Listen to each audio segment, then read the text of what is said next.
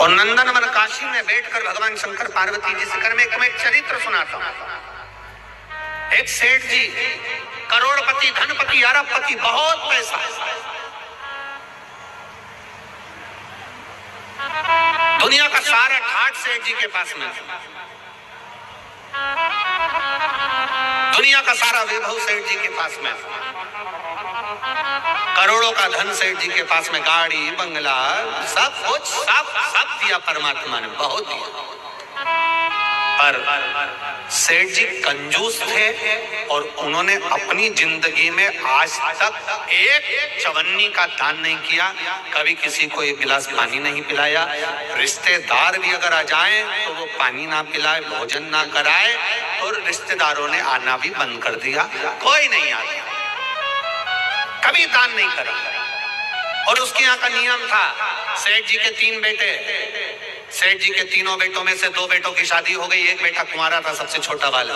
छोटे बेटे की शादी होना थी, सेठ जी ने संबंध देखा और बच्चे का विवाह करा। छोटी बहू घर के अंदर आ गई। छोटी बहू आई तो घर की जो जेठानियां थी, दोनों जेठानियों ने छोटी बहू को अपने कमरे में बिठाया और बिठाकर समझाया, सुनो,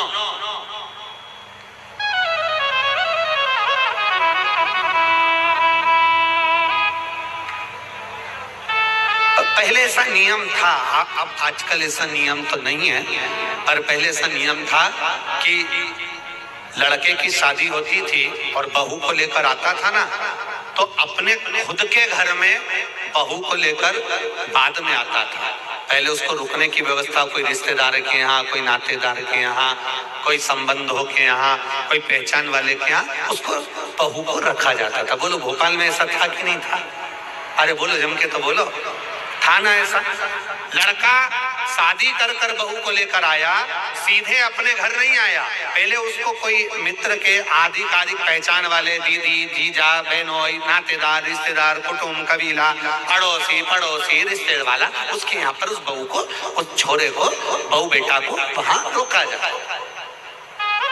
काहे के लिए रोकते थे? उसको रोकने का कारण क्या था?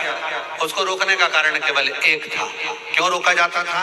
केवल एक कारण से कि बहू जब वहां पर आए तो उसको हमारे घर के बारे में हमारे रिश्तेदार सब बता दें कि तुम्हारी सास ऐसी है, तुम्हारे ससुर ऐसे हैं, तुम्हारा देवर ऐसा है, तुम्हारा जेठ ऐसा है, तुम्हारा परिवार ऐसा है। अब जो छोटी बहू आई है तो दोनों जेठानियों ने उससे मिला और मिलकर कहा, सुनो, हमारे ससुर का एक नियम बड़ा प्रबल है, उसको याद रखना, हमारे को याद रखना। कौन सा नियम? छोटी बहू ने पूछा कि तुम्हारे यहाँ का नियम क्या है? तो हमारे ससुर का एक नियम है, कभी जिंदगी में अगर घर में रहना है तो दान बिल्कुल, बोलो बोलो, जम के बोलो, नहीं करना। एक रोटी का भी दान मत करना। अगर डब्बे में रोटी बच जाए तो दूसरे दिन उस रोटी को मिक्सर में पीस के चूड़ा बना के खा जाना, पर गाय को भी मत देना। ये हमारे ससुर का नियम।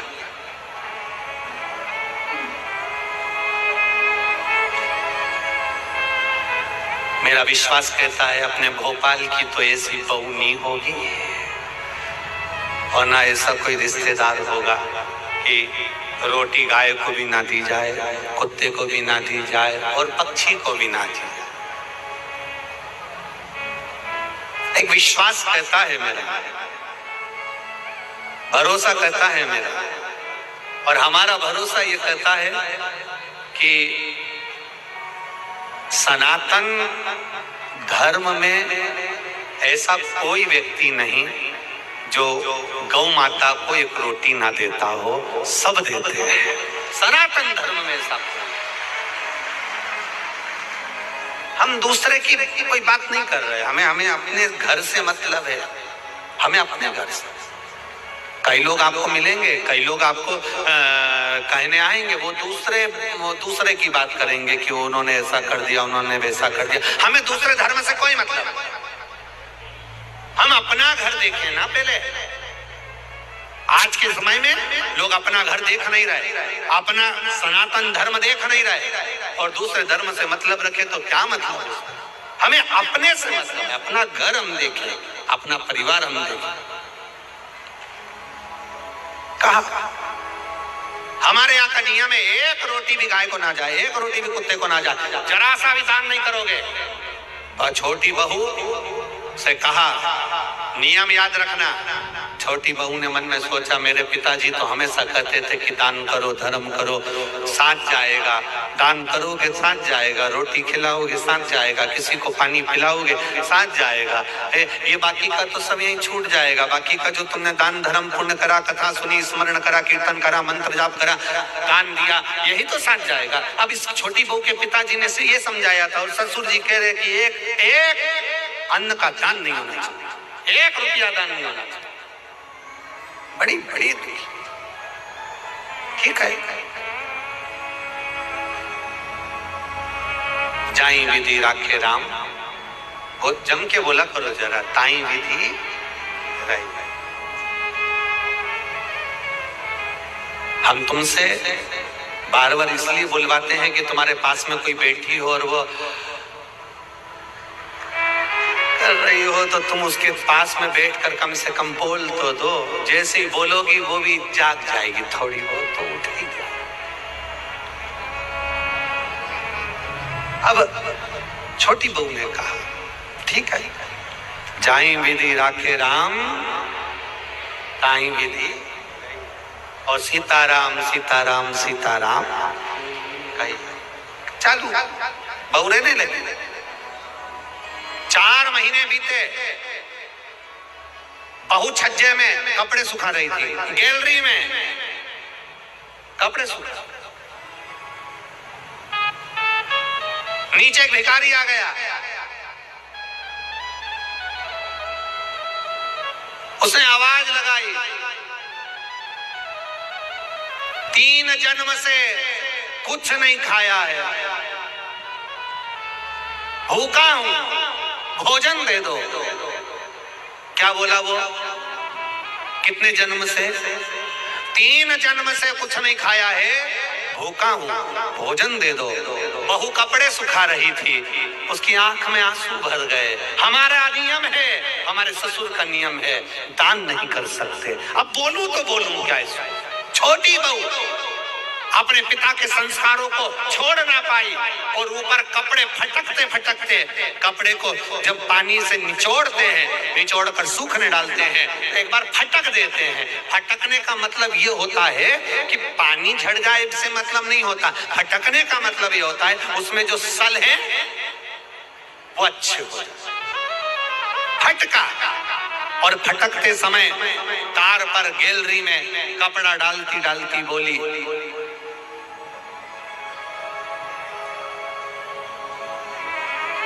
बासी खाना खा रहे हैं, कल हमारा उपास है। क्या बोली? आप ही बोलो, जम के बोलो। बासी खाना खा रहे हैं, कल हमारा उपास है। इतना भिखारी ने सुना और भिखारी चले गया। अब भिखारी तो चले गया, पर नीचे जो कुर्सी डाल के अखबार पढ़ रहा था, कौन? जम के बोलो, ससुर। बस उसने सुन लिया। अच्छा हुआ तुमने ससुर बोला हो, नहीं तो एक जगह कथा कर रहे थे, उन्होंने कह दिया एक भिखारी तो चले गया, पर नीचे जो कुर्सी डाल के अखबार पढ़ रहा था, तो लोगों ने कह दिया वो भी। भोपाल के लोग, एक बात तो है, इस मामले में समझदार बहुत है। जबरदस्ती लोग भोपाली लोगों का, भोपाल के लोगों के कह देते हैं साहब माँ तो इतनी गाली बकते हैं, माँ तो ये साड़ा तेड़ा बोलते हैं, साहब माँ तो बात बात में अपशब्द कह देते हैं। हमने देखा, अरे हमको भी यहाँ पर 3 दिन हो गए, सब अच्छे से ही बोल रहा है, सब अच्छे। एक भी ऐसा नहीं मिला जो गड़बड़ बोला, एक भी। बड़े भाव, वो तो दुनिया के लोग हैं, कहते रहेंगे अपन तो अपना भजन करो। भिखारी चले गया, कुर्सी डालकर अखबार पढ़ रहा था, कौन? ससुर। और अखबार पढ़ते पढ़ते उसके कानों में शब्द गया कि बहू ने कहा बासी खाना खा रहे हैं, कल हमारा उपास है। भिखारी तो गया, ससुर को क्रोध आ गया और ससुर को गुस्सा आया। बताओ, कल की आई बहू 4 महीने नहीं हुए, इसको कौन सा बासी खाना खाने को दे दिया और कौन सा इससे उपास करवा दिया। इतना अच्छा खाना मिल रहा है, रोज ताजा खाना खा रही है, अच्छे से रह रही है, इसका पति कमा रहा है और हम उपास करा रहे हैं। ससुर को क्रोध आया, उसने दोनों बहुओं को बुलाया। बड़ी बहुओं को बुलाकर कहा अब इस बहू को मैं अपने घर में नहीं रख सकता क्योंकि इसने मेरी बदनामी कर दी भिखारी के सामने। मेरी बदनामी कर दी है भिखारी के सामने।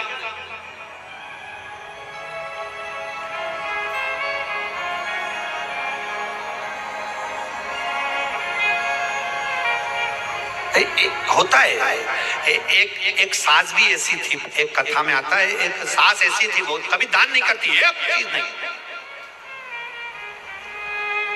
कुछ नहीं दान करी।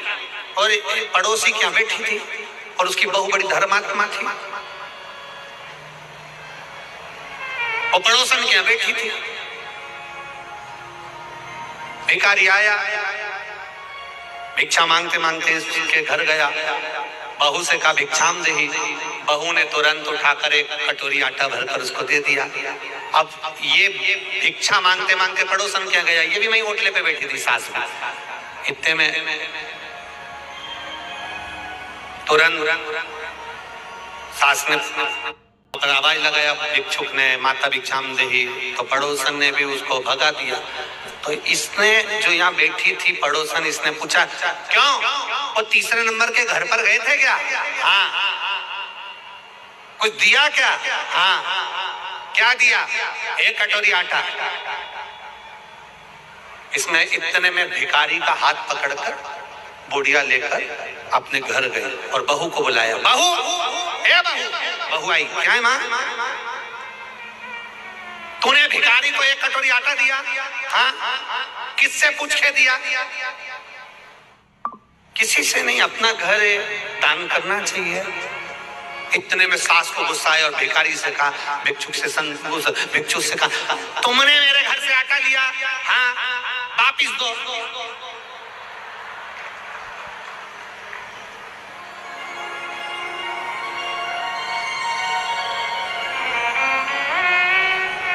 भिखारी ने कटोरा भर के आटा निकाला, दे दिया। जाओ, इस घर में मेरी चलती है, मैं बोलूंगी तो बहू आटा देगी और मैं बोलूंगी तो नहीं देगी। जाओ, मैं जब तुमसे बोलूंगी तुम आओ, तुम आना, फिर मैं आटा। अब भिखारी ने फिर बोला माता भिक्षाम देही। सास ने कहा कटोरी भर के आटा दो। बाहर खड़े भिखारी ने सास से पूछा तुम ऐसा क्यों करी? सास ने कहा आज से ही नई नवेली बहू की घर में चलने लगेगी तो मेरी कभी नहीं चलेगी, इसलिए मेरी चलना चाहिए, इसलिए मैंने ऐसा मेरी चलना चाहिए। अब ससुर जी बैठे थे, ससुर ने बहुओं को बुलाया, इसने तुम्हारी इज्जत खराब कर दी। ये कह रही है कि बासी खाना खा रहे हैं और कल हमारा उपास है। बताओ कौन सा बासी खाना खिलाया इसको? कल की आई हमें बदनाम कर रही है। अब तुरंत ससुर ने पत्र लिखा और संधी जी को भेजा, आप अपनी लड़की को लेकर चले जाओ क्योंकि ये हमें बदनाम कर रही है, ऐसी लड़की हमें नहीं रखना, हम इसको ताजा खाना खिलाते हैं, ये बासी खाना खाने की बात करती है। एक भिखारी को इसने ऐसा ऐसा बोला है। और संधी के पास पत्र गया, संधी की आंख में आंसू भर गए, मेरी बेटी को 4 महीने हुए हैं शादी को, कैसे लेकर आ जाऊं? और मेरी बेटी ऐसी है ही नहीं, मैंने उसको संस्कार दिए हैं, वो कभी गलत कर ही नहीं सकती, ये मेरा विश्वास कहता है, ये मेरा भरोसा करता है। मैं कैसे कह दूं कि मेरी बेटी ने कुछ गलत कहा होगा, कि मैं भूखी मर रही हूँ या मैं उपास कर रही हूँ या हम बासी खा रहे हैं? ये मेरी बेटी बोल नहीं सकती, भले बासा खा लेगी पर बोल नहीं सकती। आखिर हुआ क्या है? ससुर ने, समधी ने पंचायत बिठाई और पंचायत में बैठे हुए लोगों से कहा क्या मेरी बेटी ऐसी है? नहीं, तुम्हारी बेटी तो संस्कारवान है, ऐसा बोल ही नहीं सकती। बुलाओ समधी को, और बुलाया सेठ जी को।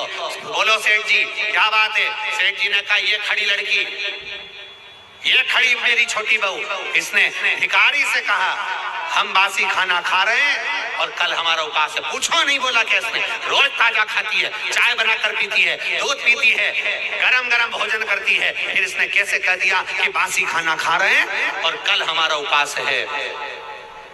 इतने में पंचायत ने बेटी से पूछा, बेटी बता कि बासी खाना खा रहे हैं, कल हमारा उपास है, तूने भिखारी से ऐसा क्यों कह दिया?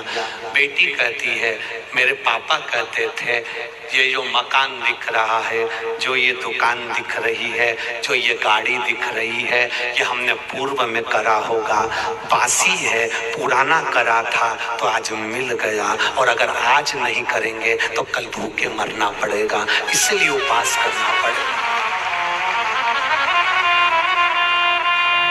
ये बासी है, 50 लाख की गाड़ी में घूम रहे हो, समझ लेना पूर्व का हमारा पुण्य है। अच्छा भोजन कर रहे हो, समझ लेना पूर्व का हमारा पुण्य है। खूब धन है तुम्हारे पास में, समझ लेना पूर्व का हमारा पुण्य है। आज अपना राशि ठाट है, ये पूर्व का पुण्य है। हमने पूर्व में कुछ अच्छा करा होगा, बासी खाना खा रहे हैं, पूर्व का करा था, आज हमें सुख मिल रहा है।